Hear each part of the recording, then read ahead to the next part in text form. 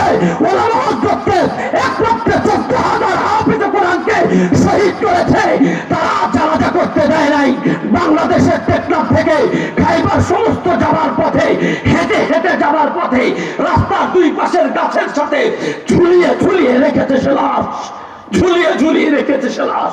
হাফেজের লাশ, আলেমের লাশ জানাজা করতে দেয় নাই।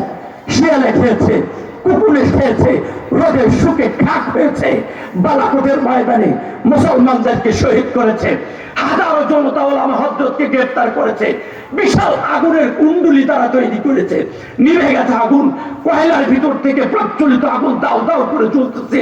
উলঙ্গ করে রেখেছে, উলঙ্গ করে রেখেছে 40-80 জনকে আলেম, 40 জনের হাত পা বেঁধেছে, ওর ভিতরে ফেলে দিয়েছে।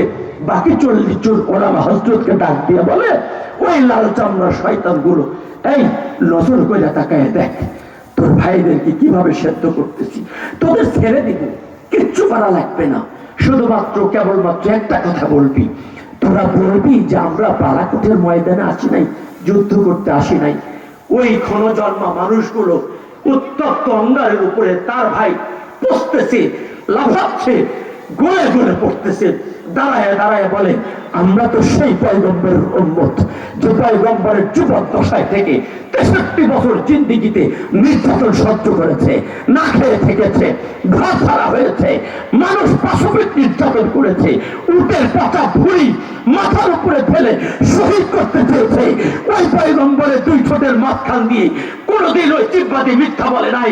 আমরা সেই পয়গম্বরের উম্মত, জিন্দেগি চলে যাবে, ওই জিহ্বাদি একবারও মিথ্যা হবে না। আল্লাহু আকবার, আল্লাহু আকবার। আমরা সেই পয়গম্বরের উম্মত। আমরা কাসেম বিন ওয়ালিদের, কাসেম নানুদ বিন